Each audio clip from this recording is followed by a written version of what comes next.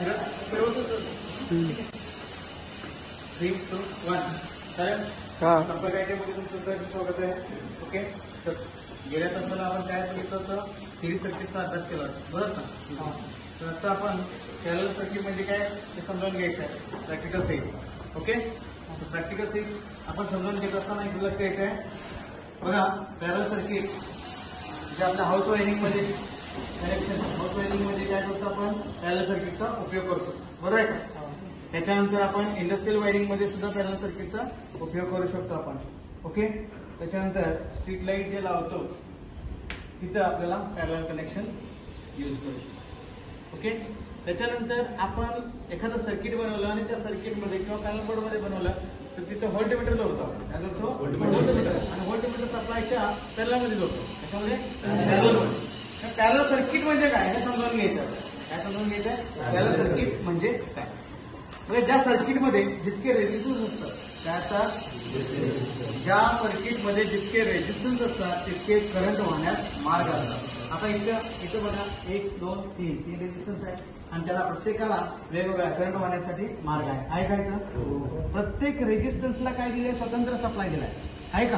हो, प्रत्येक रेजिस्टन्सला काय दिलेलं आहे? वेगवेगळा सप्लाय दिलेला आहे. आपण ऑन करून बघूया का आता? ठीक आहे, चालू करूया. पहिल्यांदा काय दिलं आहे? ICDP ला दिलेला आहे सप्लाय. त्याच्यानंतर MCB दिलेला आहे. याच्यामध्ये MCBचा ऑन केल्यानंतर इथं व्होल्टमीटर दाखवलेला आहे. बघा, लक्ष द्या, व्होल्टमीटरचा काटा लगेच दाखवतो. इथे दाखवतो का? इकडे बघा, व्होल्टमीटर 210 व्होल्ट दाखवायला लागला इथे. ठीक आहे, आपण करेक्ट व्होल्टेज आपण कशाने बघू शकतो? कॉम्प्रेस्टरनं, म्हणजे क्लॅमॉनमीटरनं आपण पाहू शकतो. लक्षात येते का? आता इकडे बघा, ज्यावेळी MCB ऑन केलेला आहे इथं व्होल्टमीटर दाखवलेला आहे. आयमीटर दाखवतोय का? आयमीटर दाखवणार का? नाही दाखवणार का? ज्यावेळी लोड चालू होईल त्याच वेळी अॅमीटरचा काटा फिरणार. लक्षात येते? आता आपण लोड चालू करूया. बघा, प्रत्येक रेजिस्टन्सला आपण स्वतंत्र काय लावलं आहे? नियंत्रण स्विच लावलेला आहे. हा, 1 वे स्विच लावलेला आहे, बरोबर आहे का? ऑन ऑफ ह्याला याच्यानं होऊ शकतं. हा पहिला, ठीक आहे, यानंच ऑफ होऊ शकतं. लक्षात येते का? हे पहिलं, त्याच्यानंतर हे दुसरं, ठीक आहे, आणि हे तिसरं. तसं ॲमीटर आपल्याला काटा दाखवू शकतो. बघा, इथं आपण सगळ्यात पहिल्यांदा इथं काय करायचं? याच्यावरती व्होल्टेज बघायचं आहे. काय बघायचं आहे? व्होल्टेज बघायचं आहे इथं. तर व्होल्टेजचा पॉइंटर आपण बघा, इथं पॉइंटर, मल्टीमीटरचा पॉइंटर कुठे लावायचा? व्होल्टेजला लावायचा. ठीक आहे, इथं लावल्यानंतर याचं रिडिंग आपण बघायचं आहे.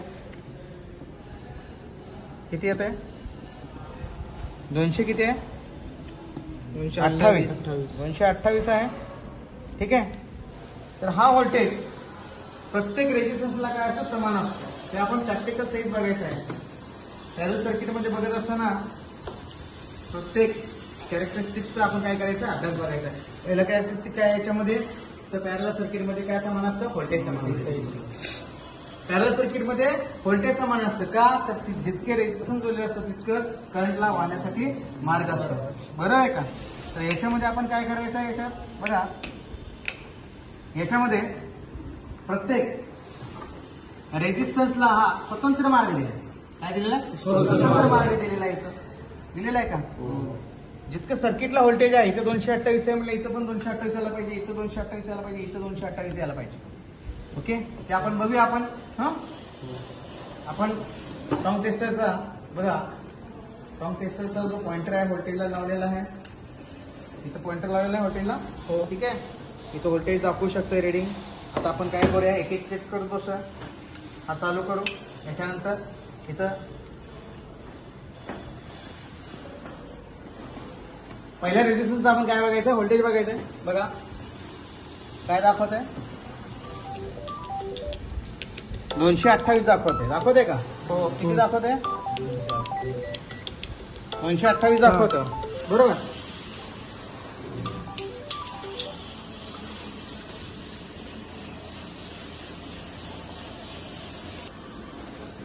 तर दुसऱ्या रेजिस्टन्सचा आपण काय करायचं? आता व्होल्टेज चेक करायचं. बघा इकडं थोडंसं कोणतं धरू शकता? इथं बघा, बरोबर 2 टर्मिनल लावायचं आणि व्होल्टेज चेक करायचं. ठीक आहे, दिसतंय का? किती व्होल्टेज आहे? 227. 1 व्होल्टचं काय? जजमेंट झालं. ठीक आहे. इकडे बघा प्रत्येक रेजिस्टन्सचं आपण काय करावं व्होल्टेज चेक करावं आणि व्होल्टेज सरास काय आलेलं आहे बघा 225 म्हणजे 225 226 27 या रेंजमध्ये आलेलं आहे प्रत्येकाचं. लिहून घ्या. R1चं व्होल्टेज किती दाखवलेलं पहिलं व्होल्टेज V1 किती दाखवला 228. लिहून घ्या पटकन. रखा नाका.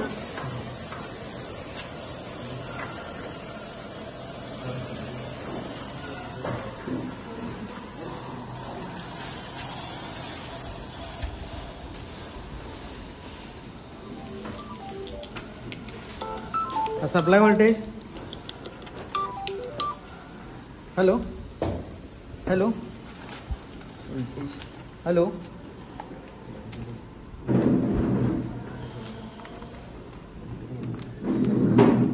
हॅलो सप्लाय व्होल्टेज किती येते आपला 228 वोल्ट. किती 228. सप्लाय व्होल्टेज येते 228. हां हॅलो बोला की झालं का. हो ठीक आहे. हे सप्लाय व्होल्टेज हे 228. त्याच्यानंतर हा मेन सप्लाय आहे 228चा. V1 किती आहे 228. V2 किती दाखवला 227. V3 किती दाखवला 225 दाखवला. म्हणजे सरळ V1 V2 V3 जे आहे ते समानच आहे. बरोबर आहे का.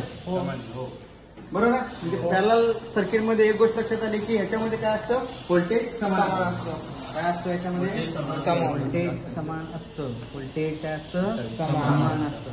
ओके. तर V1 बरोबर आहे का.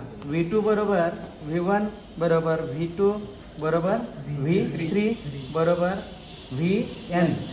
लक्षात येते का. हा कितीही रेजिस्टन्स असू दे तर व्होल्टेज काय असणार आहे समानच असणार आहे. हे पहिला कॅरेक्टरिस्टिक समजलं आपल्याला. सेकंड काय आहे याच्यामध्ये बघा लोडच्या नुसार बघा लोडच्या नुसार काय विभागतो याच्यामध्ये करंट विभागतो. तर आपण काय करायचं याच्यामध्ये करंट चेक करायचं आहे. प्रत्येक रेजिस्टन्स मध्ये त्या रेजिस्टन्सच्या किमतीनुसार काय होतं करंट विभागतो.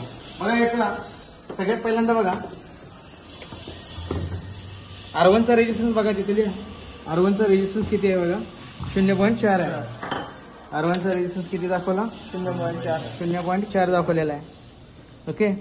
R1 किती आहे 0.4. R2 किती आहे आता आपण चेक करायचं आहे. R3 किती आहे त्याचा पण चेक करायचं आपण. ओके 0.4. आता इथं कमी वॅटचं जरा रेजिस्टन्सची कमी किमतीचं आहे. याचं बघा करंट किती आहे 0.2. 0. किती आहे 2. तर इथं 0.2 अँपियर लक्षात ठेवा. R3चा अँपियर बघायचा आपल्याला. ठीक आहे. इथं करंट विभागतो बघा 0.5. इथं किती आहे 0.5. म्हणजे रेजिस्टन्सच्या किमतीनुसार काय होतं करंट विभाग. पॅरलल सर्किटमध्ये करंट विभाग. ओके.